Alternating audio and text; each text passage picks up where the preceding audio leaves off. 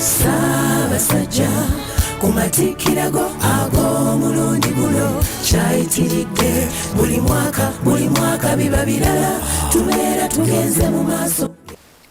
Tuli basanyufu nnyo ddala okutuuka ku lunaku luno kutujjukirira n'okujaguza amatikkira ga Kabaka ag'omulundi ogwa 31. Twebaza Katonda olw'obulamu bw'atuwadde n'obujjanjabi bwe tufunye okufuna mu nsi ez'enjawulo. Twebaza abasawo olw'obujjanjabi ate era nga bakyatujjanjaba. Weewaawo obulamu bwaffe bweyongedde okutereera, naye olw'embeera n'ebiragiro by'abasawo tetusobodde kubeegattako nga bwe gubeera bulijjo.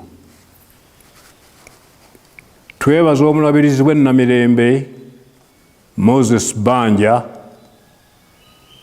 Dean wa Lutikko n'abaweereza bonna abakulembeddemu okusaba kuno.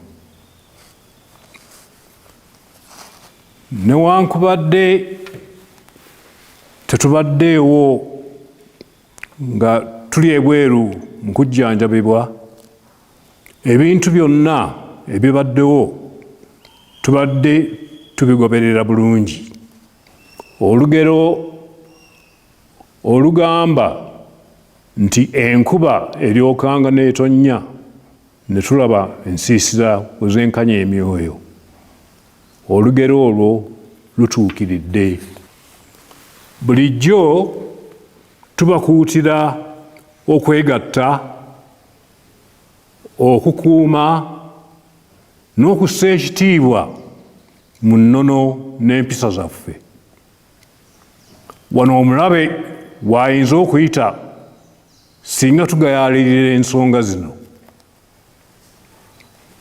Embeera gye tuyiseemu mu myezi egiyise eviiriddeko abantu abamu mu butamanya oba mu bugenderevu okuvoola n'okumenya empisa y'ensi n'okweyisa mu ngeri etesaanidde.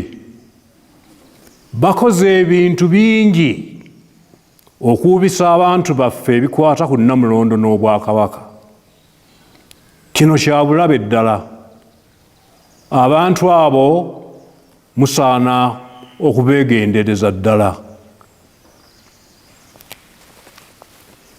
N'olw'ensonga eyo tujjukiza abantu baffe ensonga zino. Ekisooka, Kabaka alina emisoso n'enkola egobererwa ng'atuula ku Nnamulondo, era Kabaka talondebwa bataka abakulu ab'obusolya. Abataka ab'enkizo bamanyiddwa bulungi, nabo beemanyi era bamanyi n'obuvunaanyizibwa bwabwe. Ensonga ey'okubiri, Kabaka alamula Obwakabaka ng'ayambibwako Katikkiro, ye Kabaka yennyini gw'aba yeerondedde, era Kabaka taba na musigire. Ensonga ey'okusatu, mu nnono zaffe Kabaka alina eddembe okuteekawo oba okudibya empisa ezimu okusinziira ku mulembe nga bwe gubeera. Twebaza abantu bonna n'okusingira ddala abavubuka baffe, abo bonna abali emitala w'amayanja olw'omukwano n'obuwulize eri Nnamulondo.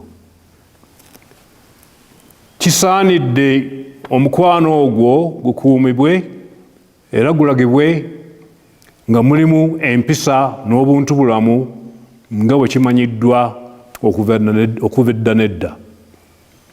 Twebaza abantu bonna abeetabe mu kusaba kuno era ne tusiima nnyo omulimu ogukoleddwa abateesiteesi.